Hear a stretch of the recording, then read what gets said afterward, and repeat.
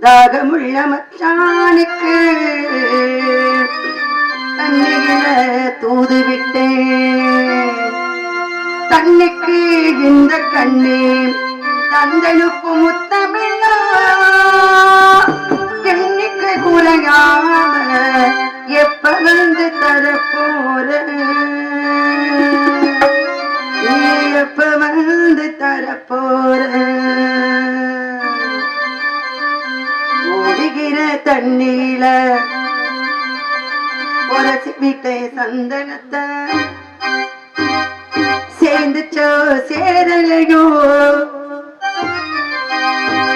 ஓடுகிற தண்ணீல உரசி விட்டே சந்தனத்தை சேர்ந்துச்சோ சேரலையோ. செவத்த மச்சானத்திலே ஓல ஒன்று நான் எழுதி ஓட விட்டு தண்ணீர,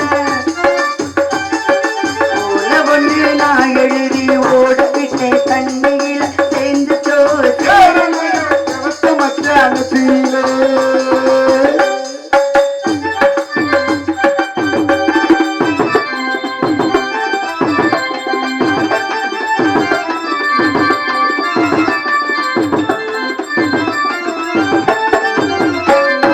கிராமத்து குயிலே ஏ கிளியாத தாவணியே,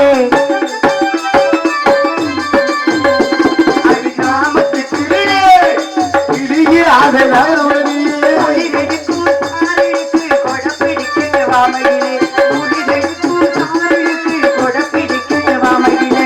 கொடையுமில்ல தடையுமில்ல கோடருக்கு ஆதரவா தாவணிய நீ குழிய தளப்பட்டு நாமரவா. நீ நினைச்ச ஆடையெல்லாம் நீ புரிஞ்ச நீ வழியோ,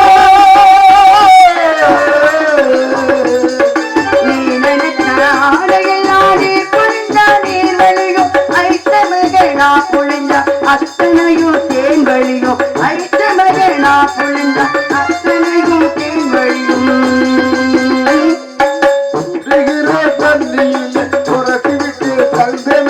சேர்ந்துச்சோ சேரலையோ செவத்த மச்சானத்திலே.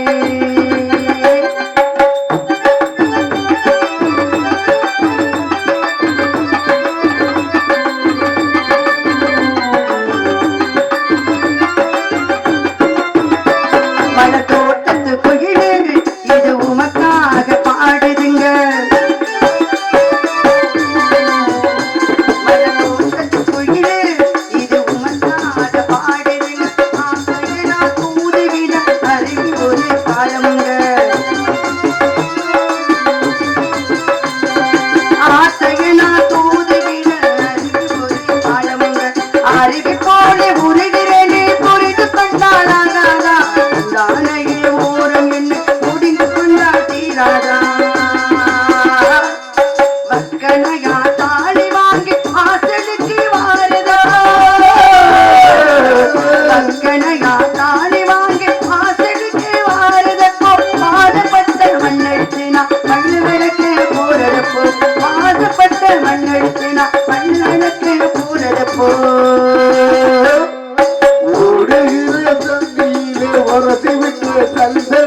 சேர்ந்துச்சோ சேரலையோ கருத்த மச்சானத்திலே. ஓல ஒன்று நான் எழுதி ஓட விட்டே தண்ணீர் சேர்ந்துச்சோ சேரலையோ செவத்த மச்சானத்திலே. செவத்த மச்சாகையிலே செவத்த மச்சானத்திலே. அஞ்சு முகம் தோன்றி ஆறு முகம் தோன்று வெஞ்சமரில் அஞ்சனை வேள் தோன்றும் நெஞ்சில் ஒரு காலம் நினைக்கையில் இரு காலம் தோன்றும் முருகா என்று ஓதுவார் முன்னே. அறிவுமும் உருவமும் ஆகி அநாதையாய் பழவாய் ஒன்றாய் பிரமமா என்ற ஜோதி பிழப்புதர மேனியாகி கருணை கூறு முகங்கள் ஆறும் கரங்கள் 12 கொண்டு ஒரு திரு முருகன் வருவார். உதித்தனர் உலகம் உய்ய. அப்படி சுறுசுறுப்பா இருக்கணும், சும்மா அப்படியே இருக்கக்கூடாது. நமக்கெல்லாம் மதுரையில எடுத்தா பாண்டியனை கொண்டு போய் சென்னையில நிப்பாண்ட மாதிரி இருக்கணும். இடையில எல்லா பக்கமும் திருச்சியில அப்புறம் ஸ்ரீரங்கத்துல அங்க இங்கெல்லாம் நிப்படா கூடாது. புரியுதுங்களா? அப்படி இருக்கணும். அதனால அவரோட கந்த பெருமாள் இங்க வர வேண்டும். ஏ கந்தன் கந்தா கந்தா முருகா முருகன். உலகத்துல வேற தெய்வமே இல்லையா? எல்லாமே தெய்வம் தான். கற்பனசாமி இருக்கார், பெருமாள் இருக்கார், ஐயனார் இருக்கார், ஆத்தா வகமாயி சமயபுரத்தால் இருக்கா, மாரியம்மா இருக்கா, சிவபெருமான் இருக்கார், விநாயகர், எல்லா கடவுளும் பூமியில தான் இருக்கார். ஆமா, பூமியில கோயில கட்டி அதுக்குள்ள ஒரு கருவறையை வச்சு அதுலதான் சிலையா தெய்வமா இருக்காங்க. ஏன் இவர் மட்டும் போய் மலை மேல மட்டும் இருக்காரு? யாரு? இந்த அவர்தான் சுப்பிரமணி, நம்ம சுப்பிரமணி கடவுள் சொல்றேன். நீங்க அந்த நான் கூட இந்த பக்கம் இந்த பெட்டிக்கடைக்காரர் நீங்க நம்ம ஏஜென்ட் சொல்லி நினைச்சுக்கிட்டே இருக்காதிய. தமிழ் கடவுள் முருகப்பெருமான் மட்டும் குண்டிருக்கும் இடமெல்லாம் குமரன் இருக்கிறார். எதுக்காக இருக்காரு? நம்ம ஆளுகளுக்கு தெரியும். நம்ம ஆளுக பழைய ஆளுக பழைய ஆட்கள் இருக்காங்களே, அவங்களுக்கு எல்லாம் தெரியுது கலியுகம்பா. இந்த கலியுகத்துல மனிதனுடைய மனம் எல்லாம் மாறும். இயற்கையெல்லாம் எப்படியும் அழிச்சிருவாங்க, மலைகள் எல்லாம் எப்படியும் அறுத்து எடுத்துருவாங்க, மரங்கள் எல்லாம் வெட்டி எடுத்துருவாங்க. ஆனா கொஞ்சமாவது இருக்கணும், வர்ற சந்ததியர்களுக்கு வரக்கூடிய வாழையடி வாழையாக வரக்கூடிய பேர பிள்ளைகளுக்கு கொள்ளு பேரன் கொள்ளு பேத்திக்கெல்லாம் கொஞ்சமாவது நம்ம ஏதாவது விட்டு வைக்கணும் அப்படிங்கிறதுக்காக தான் இந்த மலைகள் மீது பூராமே கொண்டு போய் கடவுளை வைத்தார்கள். பாருங்க, நம்ம கணக்குல வர்றது அறுவடை வீடுன்னு சொல்லுவோம். ஆறுபடை வீட்டுல மட்டும் முருகப்பெருமான் இல்ல, நிறைய இடத்துல இருக்கிறது பூராமே மலை மீது தான் இருப்பார். முருகனுடைய கோவில்கள்லாம் பாருங்க, நம்ம திருச்செந்தூர் கூட சொல்லலாம், அது கடல் ஓரத்துலதான் மாதிரி இல்ல, அதுவும் மலைதான். சரிங்களா? இப்ப எல்லா இடத்துலயும் மலைகள் மீது முருகப்பெருமானை வச்சாங்க. என்ன காரணம்? ஏன் முருகனை வைக்கணும்? வேற யாராவது எந்த தெய்வத்தான் வச்சிருக்கலாம்ல. கலியுகத்தின் கடவுள் அவர் தான். உயிரெழுத்து 12, மெய்யெழுத்து 18, ஆயுதெழுத்து 1, எல்லாத்தையும் கூட்டி தமிழுக்கே சொந்தமான கல் தோன்றி மண் தோன்ற காலத்துக்கு முன் தோன்றிய மூத்த குடியில் வீர வாளோடு பிறந்தது தமிழோடு பிறந்தார் தலைவர் யாரு? எங்க முருகப்பெருமான். அதனாலதான் தமிழ் கடவுள் முருகன். அந்த தமிழ் கடவுள் முருகனை கொண்டு போய் மலை மீது வச்சாதாப்ப இந்த மனுஷங்க அந்த மலையிலையாவது விட்டு வைப்பாங்க அப்படின்னு வச்சாங்க. அதனாலதான் குண்டிருக்கும் இடமெல்லாம் குமரன் இருக்கிறார். அதனால கொஞ்சம் கொஞ்சம் மலைகளாவது உருப்படியா இருக்கு. பாருங்களா, அரச மரம், ஆழமரம், வேப்ப மரம் இதெல்லாம் கொஞ்ச நாள் இருக்கிறதுக்கு காரணம் என்ன தெரியுங்களா?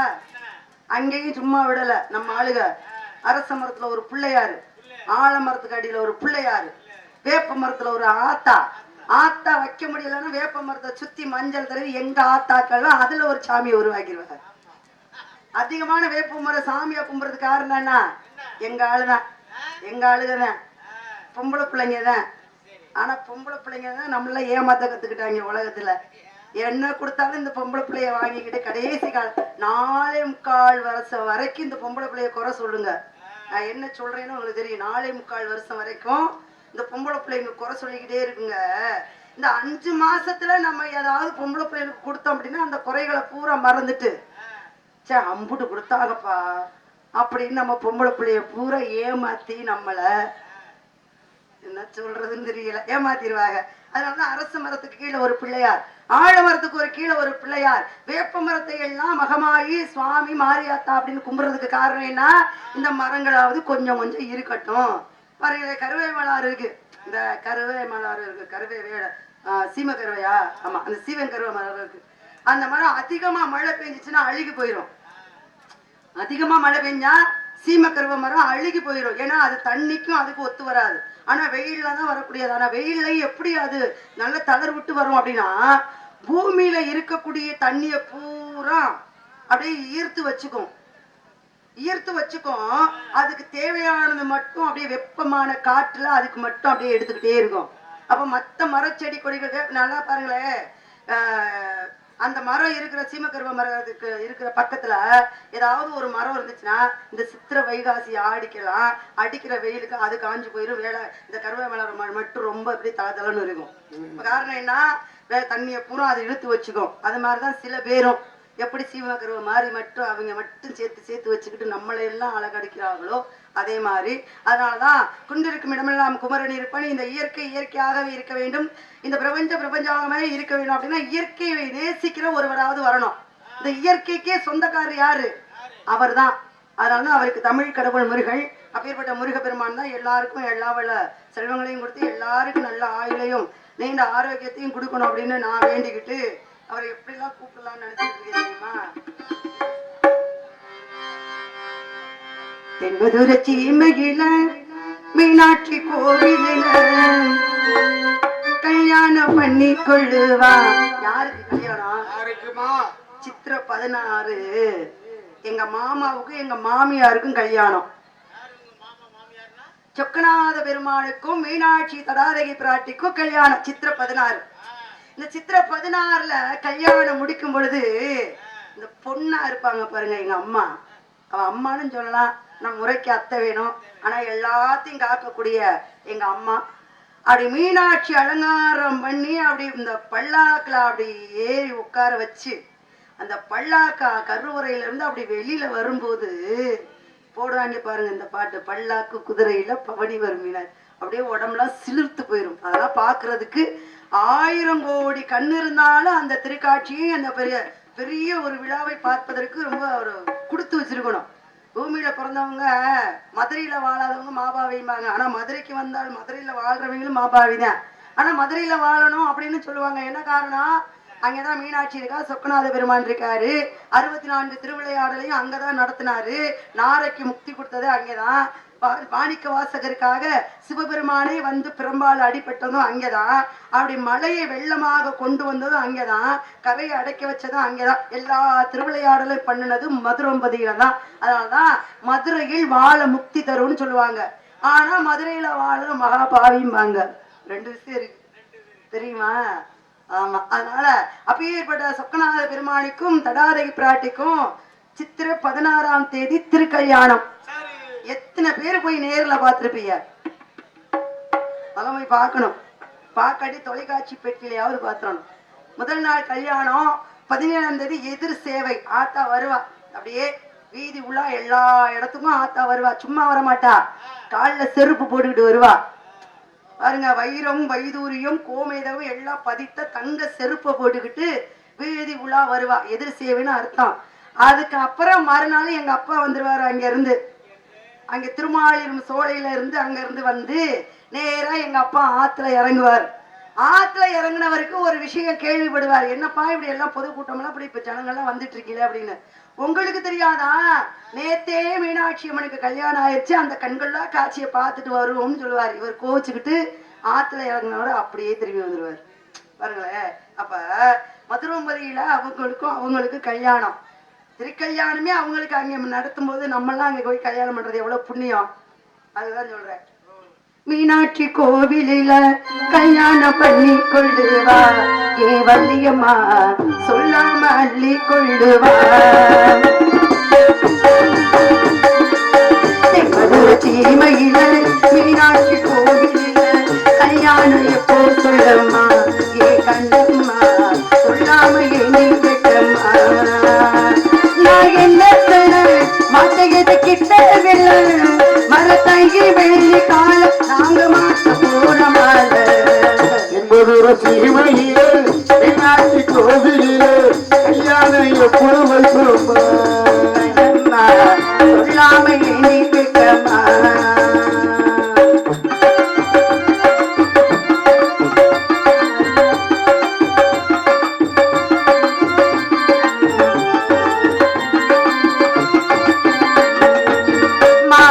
மயக்கத்தில மாமன் வீட்டில வேலை நான் பார்த்து போவே அறையில பால நான் கொடுத்தா மாமன் வாங்கல, பார்த்த பார்வையில எதுவும் தோணல, என்னோட மேனியத்தான் பொன்னாக அரவணத்தான் வந்தா சுறாவளி மேகந்தா கூட இருக்கவப்பா உள்ளூர திரிக்கவப்பா கொஞ்சம் செலுத்தின ராஜந்தா சொக்குது கண்ணு ஒன்னு பொழுது ஒரு கோழந்தா. நான் எண்ணி எண்ணி பார்த்தேன், இனிமேல சொல்ல மாட்டேன். கோவிலே கல்யாணம் எப்போ வைப்போம்மா, செல்லம்மா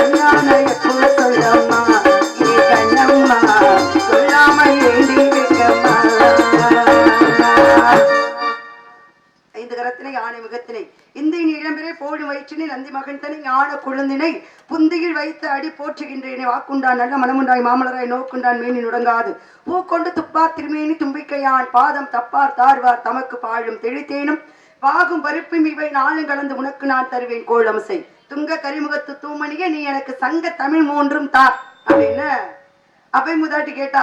பாருங்க, சங்க காலத்துல வாழ்ந்த அவைக்கு கூட தெரிஞ்சிருக்கு என்னன்னு தெரிஞ்சிருக்கு, இங்க லஞ்சம் கொடுக்காம எந்த காரியமும் நடக்காதுன்னு. அதனால கடவுளுக்கே கொடுத்தா பாருங்க லஞ்சம். எங்க ஆத்தா பாட்டி, எங்க பாட்டி பாலும் தெளித்தேனும் பாகும் பருப்பும் 4 கொடுத்தா. 4 கொடுத்துட்டு என்ன பண்ணா, நான் உனக்கு 4 கொடுத்துருக்கல, நீ எனக்கு 4 கொடுக்க வேணாம், ஒண்ணு நீயே வச்சுக்கோ, 3 கொடுன்னு கேட்டா. 3 தேவைப்படுதா யாருக்கும் கேட்டா. என்ன, இயல் என்ற பேச்சும் இசை என்ற பாட்டும் நாடகம் என்ற நடிப்பு முத்தமிழையும் வாங்கி இந்த தமிழுக்காகவே தன்னுடைய இளமையே விடுத்து இந்த தமிழுக்காகவே வாழ்ந்தவள் யார் அப்படின்னா அவை மூதாட்டி. கடவுளுக்கே லஞ்சம் கொடுக்க வேண்டியதா இருக்கு. நம்மளாலும் எனக்கெல்லாம் கொடுக்கறதுக்கெல்லாம் எந்த வேலையும் இல்லை, கொடுக்கவும் முடியாது. கொடுத்துட்டா ஒரு விஷயத்த பண்ணணும் அப்படின்னா அந்த விஷயமே எனக்கு தேவையும் இல்லை. அதனால சங்க தமிழ்லே தெரிஞ்சிருக்கு. இங்க கொடுக்காம எனக்கு கடவுளுக்கே கொடுக்கும்போது மனிதர்களுக்கெல்லாம் எவ்வளவு கொடுக்க வேண்டியதா இருக்கு. ஆமா, அதனால நான் பெற்ற இன்பம் பெருகை வையகம். நான் படுற சந்தோஷம் மட்டும்தான் மக்கள் எல்லாருக்கும். எனக்கு கிடைக்கிற துன்பங்களோ எனக்கு கிடைக்கிற துயரங்களோ யாருக்கும் கிடைக்க கூடாது. அப்ப எல்லாரும் நல்லா இருக்கணும், உங்களோட சேர்ந்து நானும் நல்லா இருக்கணும். இப்ப என்ன பண்ணணும், நல்லா சாப்பிடணும். நல்லா சாப்பிடணும்னா என்ன பண்ணணும், உழைக்கணும். நெத்தி வேர்வை நிலத்துல சிந்த உழைக்கணும். இப்பெல்லாம் நெத்தி வேர்வை நிலத்துல சிங்கிறதுக்கு உழைக்கிறாங்க. ஆனா உழைக்கிறவன் கணக்கு பார்த்தா உழைக்கு கூட மிஞ்சாதும் வாங்க. நாட்டுடைய முதுகெலும்பு விவசாயம் வாங்க. இப்ப விவசாயம் எல்லாம் யாருமே மதிக்கிறது இல்லை. எங்கேயாவது இந்த சூரிய ஆடியோஸா பணக்காரவங்கப்பா கேள்விப்படுவோம். அஜய் அஜித்குமார் யூடியூப் சேனலா நல்லா சம்பாதிச்சுட்டாப்பா, பணக்காரங்களா இருக்காங்க சொல்றோம். அதே மாதிரி பெட்டி செல்வராஜா நல்லா சம்பாதிச்சிருப்பா, நல்லா 2 வீடு இருக்கு, 3 வீடு இருக்கு, 2 பொண்டாட்டி இருக்கு, ஒரு பொண்டாட்டி அது என்ன வீடு 2 தான் ஒத்துக்கிறீங்க, நிலம் 2 தான் ஒத்துக்கிறீங்க, பொண்டாட்டி மட்டும் 2 தான் ஒத்துக்க மாட்டேங்கிறீங்க. சரி விடுங்க, வேண்டாம், ஒரு பொண்டாட்டி தான். இதா வீடு வாசல் 2 3 இருக்குப்பா, நல்லா வசதியா இருக்காரு. இப்ப அவங்க அந்த பிசினஸ் அந்த தொழில் பண்றாங்க, நல்ல வசதியா இருக்காங்க. ஹோட்டல் வச்சிருக்கவங்க நல்ல வசதியா, எல்லாரும் வசதின்னு சொல்லுவாங்க. ஆனா விவசாயம் மட்டும் என்ன தெரியுமா சொல்லுவாங்க நம்மளுங்க, ஏழை விவசாயி. எப்படி ஒரு ஊர்ல ஒரு ஏழை விவசாயி இருந்தாராம். உலகத்துக்கே சோறு போடுறவன் ஏழை, உலகத்துக்கே சோறு போடுறவன் ஏழை விவசாயி. உட்காந்து திங்கிறவன் பூரா கோடீஸ்வரன். என்ன நியாயம் இது? நம்ம பேச்சிலே அவனை ஏழையாவே கொண்டு வந்திருக்கோம் பாருங்க. ஏன் ஒரு பணக்கார விவசாயி, ஒரு பணக்கார கோடீஸ்வரன், ஒரு விவசாயி லட்சாதிபதி அப்படின்னு யாராவது சொல்லியிருக்கோமா? விவசாயம் மட்டும் ஏழையாவே வச்சுக்கணுமா? என்ன காரணம்? அவன் பணக்காரன் ஆயிட்டானா உழைக்க மாட்டானா, அப்புறம் சோறு கிடைக்கணும்ல, அதுக்காக ஏழை விவசாயின்னு சொல்லுவாங்க. இப்ப நாட்டினுடைய முதுகெலும்பு விவசாயம் தான். இப்ப விவசாயத்தை பார்க்கணும் அப்படின்னு நிறைய பேர் வந்துட்டாங்க பாருங்க. 175 பேரு அடிப்படை வசதிக்காக விவசாயம் பார்க்கணும், விவசாயம் தலைக்கணும் அப்படின்னு வந்திருக்காங்க. நானும் விவசாயம் பார்க்கணும்னு ஒரு முடிவு பண்ணியிருக்கேன். இண்டனூர்ல இருக்கிற ஒரு 50 ஏக்கர் 60 ஏக்கர் நிலத்தை வாங்கி என் பேர்ல எழுதிக்கிட்டு ஊரை காலி பண்ணி விட்டுட்டு, அப்படியெல்லாம் செய்ய மாட்டேன், கவலைப்படாதீங்க. நீங்க உடனே எழுதி கொடுத்துறது மாதிரி சிரிக்க கூடாது, சரியா? அதனால விவசாயம் பண்ணலான்றீங்க. விவசாயம் பண்ணி ஏதோ என்னால முடிஞ்ச ஒரு 10 பேர் 20 பேருக்கு சோறு போடலான் இருக்கேன். சோறுனா எப்படி போடுறது? விவசாயம் பண்ணோன்னு சோறு வந்துருமா? சமைச்சு போடணும். ஆமா, நல்ல மழை வேணும், அதுக்கு மழை நல்லா வேணும். மழை நல்லா வேணும், விவசாயம் விளையணும் அப்படின்னா அதுக்கு இயற்கையாகவே இருக்கணும். 10,000 பேருக்கு சாப்பாடு போடுறது பிரயோஜனம் கிடையாது. பெத்த அம்மாவுக்கு அப்பாவுக்கு வீட்டில் உட்கார வச்சு 3 நேரமும் சோறு போடணும், அதுதான் பெரிய புண்ணியம். அம்மாவையும் அப்பாவையும் பட்டினியை போட்டு நீ 10 லட்சம் பேருக்கு போய் அன்னதானம் போட்டாலும் அந்த அன்னதானம் செய்த புண்ணியம் உன்னையும் வந்து சேராது, உன்னுடைய பிள்ளை குட்டிகளையும் வந்து சேராது. அதனால பெத்த அம்மா அப்பாவை மட்டும் பத்திரமா கவனிச்சுக்கிறங்க. ஏன்னா கண்கண்ட தெய்வம் அவங்க தான். ஏன் தெரியுங்களா? அம்மாவையும் அப்பாவையும் கண்கண்ட தெய்வம், அன்னையும் பிதாவும் முன்னறி தெய்வம் அப்படின்னு எதுக்கு சொன்னா அவை முதாட்டி? அகர முதல எழுத்துல ஆதி பகவன் முதற்ற உலகன்னு எதுக்கு அவ்வையார் சொன்னார்? அம்மாவும் அப்பாவும் தான் தெய்வம். இந்த தெய்வம் படைக்கிறாரு பார்த்தீங்களா, அவர் எல்லார் வீட்லயும் வந்து தெய்வமாக இருக்க முடியாது. அப்படின்ற காரணத்துக்காக தான் நம்மளை பெத்தவங்களை தெய்வமா நமக்கு கொடுத்துருக்காரு. நம்ம பெத்தவங்க நம்மளை பெக்கல அப்படின்னா இந்த உலகத்தை பார்க்க முடியுமா? இந்த உலகத்தை ரசிக்க முடியுமா? நல்லா பேச முடியுமா? நல்லா பாட முடியுமா? நல்லா சம்பாதிக்க முடியுமா? நல்லா படிக்க முடியுமா? இப்ப பெத்தவங்க தான் முதல் தெய்வம். அதனாலதான் அம்மாவும் அப்பாவும் தெய்வம். அதனால மாதா பிதா குரு தெய்வம் அப்படின்னாங்க. அம்மாவும் அப்பாவுக்கு அப்புறம் தான் குருநாதரு, குருநாதருக்கு அப்புறம் தான்டா தெய்வமே அப்படின்னு. இந்த 3 பேத்தையும் நீ நல்ல முறையில் வணங்கினால இந்த 3 பேருமே உனக்கு தெய்வமாக காட்சி தருவார். அந்த தெய்வம் நேரடியாவே இறங்கி வந்துடும். 10 லட்சம் பேருக்கு அன்னதானம் போட்டிருக்கேன் கற்பனாசாமி, ஏண்டா எனக்கு காட்சி கொடுக்கல கேட்டா அவனை ஓங்கி செவிலே அடிப்பேன். ஏண்டா அவனை முதல் பெத்தவங்களுக்கு சோறு போடுறா அப்படின்னு. இப்ப பெத்தவங்களுக்கு சோறு போட்டா நம்ம மத்தவங்களுக்கு போடணும்னு அவசியம் இல்லை. கற்பனாசாமி நேரம் நம்ம வீட்டுக்கு வந்துருவார். பெத்தவங்களே அப்படி கவனிக்கிறீடா அப்பா, என்னை கொஞ்ச நேரம் கவனிடா, நானும் வந்திருக்கேன், எனக்கு ஒரு கிடா வெட்டு, எனக்கு ஒரு பொங்கலை வை அப்படி இப்படி சொல்லுவாரு.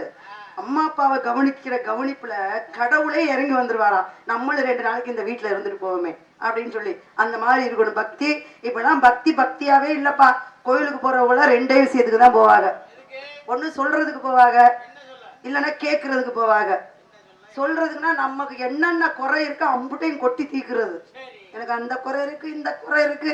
கற்பனாசாமி நீ இருக்கிறியா இல்லையா, உனக்கு கண் இருக்கா இல்லையா, நீ இந்த ஊர்ல தான் இருக்கியா, எனக்கு பின்னாடி ஊரை விட்டு ஊர் வந்து பழைக்கிறவங்கள நல்லா இருக்கேன், நான் இந்த ஊர்லயே பிறந்து வளர்ந்துருக்குன்னு நான் மட்டும் ஏழையாவே இருக்கேன், வந்தவனை மட்டும் காப்பாத்துறியா அப்படின்னா அவனை 4 திட்டு. அப்போ நம்ம குறைகளை சொல்றது. கேட்கறதுக்கு அப்படின்னா நல்ல வீடு இல்லை, நல்ல வாசல் இல்லை, நல்ல நிலம் இல்லை, எனக்கு அதை கூட இதை கூட அப்படின்னு கேட்கறதுக்கு போவான். இது 2க்கும் தான் கடவுளா? அதை தாண்டிலும் எவ்வளவு இருக்கு. திருமூலச்சனார் உள்ளம் பெருங்கோவில் ஊனுடம் ஆலயம், வெள்ளபிரானாருக்கு வாய் கோபுரவாசல் கள்ள புலனைந்தும் காணா மணி விளக்கு தெள்ள தெளிந்தவனுக்கு ஜீவனே சிவலிங்கம். கடவுள் வேற எங்கேயும் இல்ல, உங்ககிட்ட இருக்காரு பாருங்க. நமக்கு ஒரு மனசாட்சி பேசும் தெரியுமா? நம்ம ஒரு விஷயத்தை நினைப்போம், ஆள் மனதுல யாரோ ஒருத்தர் சொல்றது போல இது சரி இது தவறு அப்படி எல்லாருக்குமே இது தோணும். ஒரு உணர்வு, ஆள் மனதுல ஒரு உணர்வு, அதுக்கு பேர் தான் மனசாட்சி.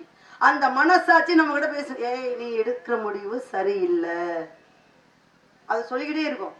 நீ எடுக்கிற முடிவு சரி, நீ இப்ப நினைக்கிறது சரிதாப்பா, நீ இதை செய்யணும்னு நினைக்கிற செய். இப்ப ஆள் மனதுல ஒண்ணு நமக்கு தோணிக்கிட்டே இருக்கும். நம்ம நினைப்போம் என்னமோ ஒரு தோணிக்கிட்டே இருக்கு, ஆனா அது நல்லதா கெட்டதா நமக்கே தெரியாது. அப்ப என்ன பண்ணணும், அதை உணர வேண்டும். உணரணும் அப்படின்னா என்ன பண்ணணும், 5 புலன்களையும் அடக்கி மனதை ஒருநிலைப்படுத்தி இந்த நடு நெத்தியில கொண்டு வந்து இறைவனை நிறுத்தணுமா. 5 புலன்களையும் அடக்கி மனதை ஒருநிலைப்படுத்தி இந்த சிந்தையிலே இறைவனை நினைத்து தியானம் செய்தால் கடவுள் நம்ம தேடி கடவுளை போகணும்னு அவசியம் இல்லை, கடவுள் நம்மளை தேடி வருவார். அதுக்கு பேர் தான் மனசாட்சி. அதனாலதான் இந்த உள்ளமே பெருங்கோவில், நீ தாண்டா தெய்வம்.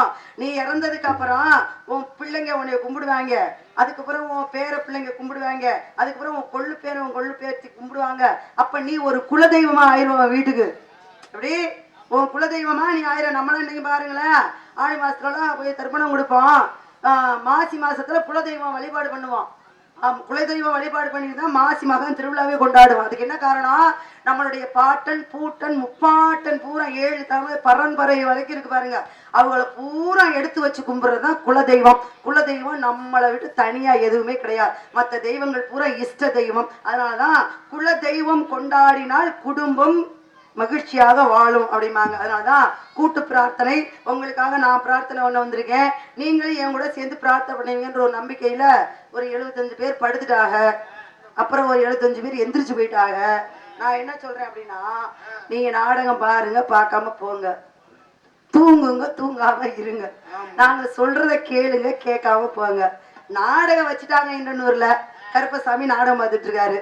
எங்க கடமையை நாங்க செஞ்சே ஆவோம். கடமையை செய், பலனை எதிர்பார்க்காதே.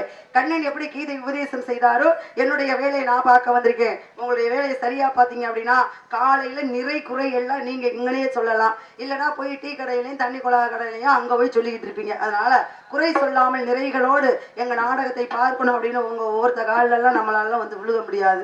ஒட்டு மொத்தத்துல கும்பிட்றேன், தயவு செய்து ஒரு 5 மணி வரைக்கும் இருங்க. 5 மணிக்கு மேல நானே நிக்க மாட்டேன், எனக்கு கைகாலெல்லாம் உதற ஆரம்பிச்சிடும். அப்புறம் 5:30 மணிக்கெல்லாம் அடையாளம் கேட்டுருவேன். அதனால தென்பாண்டி சீம தெம்மாங்கு பாட்டு பாட்டோட வாழோ ஏ சாமியே, ஓ பேர போட்டு நான் பாடும் பாட்டு கேட்டாக்கா வாழோ பூமியே, ஏ பேச்சுகே மூச்சு நீதானையா, ஏ வாக்கு நீ கேட்டு காப்பாத்தையா. பெண்கள்லாம் நிறைய இருக்கீங்க. ஒரு விஷயம் சொல்றேன், நம்ம பகுதிகள்லாம் ஆடி மாசத்துலதான் நம்ம தாலி பெருக்கெல்லாம் போடுவோம். அதுதான் எங்கிட்ட உள்ள ஐதீகம். ஆடி மாதம் ஸ்ரீரங்கம் போகிறோமோ போகலையோ இங்கே இருக்கிற குளங்குட்டைகளில் சாமி கும்பிட்டு தாலி பெருக்கி போடுவோம். ஆனால் அதை காட்டிலும் அது சிறப்பு தான். ஆனால் அதை காட்டிலும் சிறப்பு சித்திரை திருவிழா வருது பாருங்க. சொக்கநாத பெருமானுக்கும் மீனாட்சி அம்மனுக்கும் திருக்கல்யாணம் வருது பாருங்களேன். அந்த நேரத்தில் எந்த நேரத்தில் அங்கே திருமணம் நடக்குதோ அந்த நேரத்தில் திருமாங்கல்யம் மாத்துறவங்க மாற்றலாம், இல்லை புதுசாக கயிறு மாத்துறவங்க மாற்றலாம். பிறருக்கு குங்குமம் மஞ்சள் தாலி கயிறு கொடுக்குறவங்க கொடுக்கலாம், பெரிய புண்ணியம். அதை காட்டிலும் என்ன சிறப்பு என்ன அப்படின்னா, முடியாம இருக்காங்க பாருங்க. அது எதிரியா இருந்தாலும் பரவாயில்ல, நம்ம வீட்டுல பக்கத்துல எதிரியா இருந்தாலும் பரவாயில்ல, நம்மளோட பேசாதவங்களா இருந்தாலும் பரவாயில்ல, முடியாம இருக்காங்க பாருங்க. ரொம்ப வயசானவங்க, முடியாமன்னா உடம்புக்கு முடியாம இல்ல, ரொம்ப வயதானவர்கள், பாட்டியோ தாத்தாவோ அத்தையோ மாமாவோ யாரோ நமக்கு எதிரியா இருந்தாலும் சரி பிடிக்காதவங்களா இருந்தாலும் சரி, ஒரு 10 பேருக்கு நீங்க வீட்டுல சமைச்சு கொடுக்க முடியாட்டி கடையில சாப்பாடு வாங்கி ஒரு 10 வயதானவர்களுக்கு கொடுங்க. பெண்களுக்கு சொல்றேன் நான், ஆண்களுக்கெல்லாம் சொல்லணும்னு அவசியம் இல்லை. நீங்க நல்லதுக்கும் அதைத்தான் பண்ணுவீங்க, கெட்டதுக்கும் அதைத்தான் பண்ணுவீங்க. உங்களுக்கு விருந்து மருந்து எல்லாம் ஒண்ணுதான். அதனால அவங்களுக்கெல்லாம் எதுவும் சொல்ற மாதிரி இல்லை. பெண்களுக்கு சொல்றேன், கொஞ்சம் வயசானவங்களுக்கு ஒரு 10 பேருக்கு சாப்பாடு, முடியலையா ஒரு 5 பேருக்கு சாப்பாடு வாங்கி கொடுங்க. அன்னைக்கு இங்க திருமாங்கல்யமாக மாத்துவங்க. சுமங்கலி பெண்களுக்கு தாலி குங்குமம் மஞ்சள்லாம் தானம் பண்ணுங்க, ரொம்ப புண்ணியம். அதனால ஆசையில பாத்தி கட்டி நாத்தி ஒண்ணு நட்டு வச்சேனா பூவாயி, ஆதரவ தேடி ஒரு பாட்டு ஒண்ணு கட்டி வச்சேனா பூவாயி, நானா பாடலகே நீயா பாட வச்ச, நானா பாடலகே நீரா பாட வச்ச, ஆசையில பாத்தி கட்டி நாத்து ஒண்ணு நட்டு வச்சேனா பூவாயி.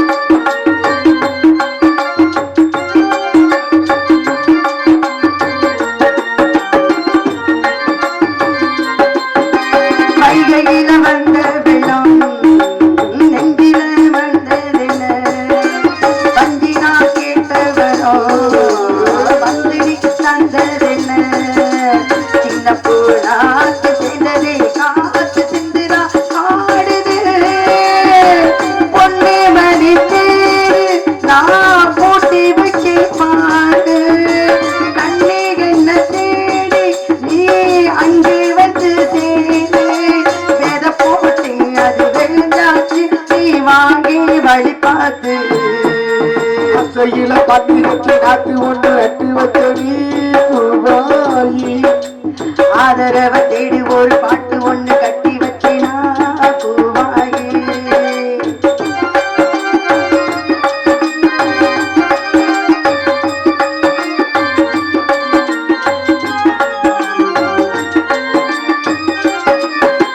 கண்ணுதான் தூங்கவில்லை, காரணம் தோணவில்லை, ஒண்ணுதான் ஜாதி உள்ள பூமால ஆகவில்லை, கண்ணினாச்சு கண்ணி காத்து வந்துதான் கூடவில்லை, கூறப்பட்டு வாங்கி வரும் வேலை போடு ஒரு மாலை, நீ சொல்லு அந்த நாள உனக்காக நான் காத்திருக்கேன் நீதானே. ஆசையில் பாதி நட்டு வச்சு எப்படி மாறலாமா ஆதரவ தேடி ஒரு பாட்டு ஒண்ணு கட்டி வச்சேனா பூவாயி, நானா